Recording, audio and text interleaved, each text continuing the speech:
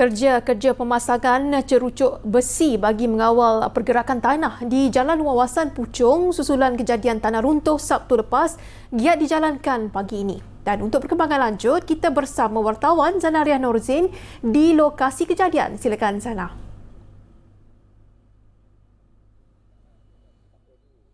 Baiklah Nadia, memasuki hari ketiga sejak kejadian tanah runtuh yang berlaku pada hari Sabtu lepas dan difahamkan pada ketika ini kerja-kerja memasang cerucuk besi di kawasan tanah runtuh giat dilakukan dan lebih 50 cerucuk besi telah dipasang bagi mengawal pergerakan tanah, iaitu jumlah ini adalah daripada jumlah 375 cerucuk besi yang dijangka akan dipasang dalam tempoh 2 minggu ini. Dan selain mengalami kesukaran dari segi faktor cuaca, pemasangan cerucuk ini juga difahamkan berlaku kesukaran kerana perlu dilakukan dengan berhati-hati kerana pihak kontraktor berhadapan kesukaran seperti pergerakan tanah, faktor pergerakan tanah dan juga mempunyai takungan air di bahagian dalam tanah dan juga perlu berjaga-jaga disebabkan perlu melakukan kerja-kerja pemotongan kabel elektrik di bahagian bawah tanah. Bagaimanapun, menurut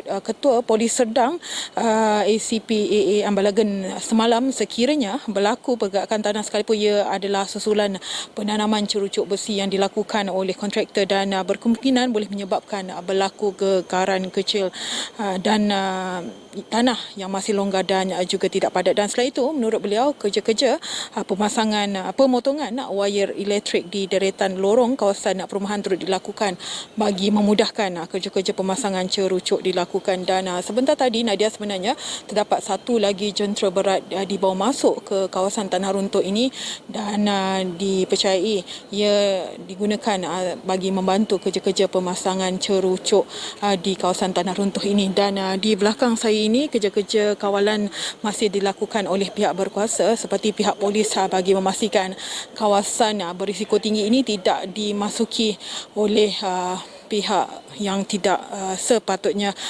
bagi memastikan kelancaran keselamatan di sini. Baiklah, saya juga difahamkan sebentar nanti ACP AA Ambalagan akan melakukan sidang media pada bila masa untuk perkembangan di kawasan tanah runtuh ini. Baiklah Nada, saya kira itu saja perkembangan yang boleh saya bawakan di sini. Kita kembali ke Nada di Wisma Bernama. Silakan.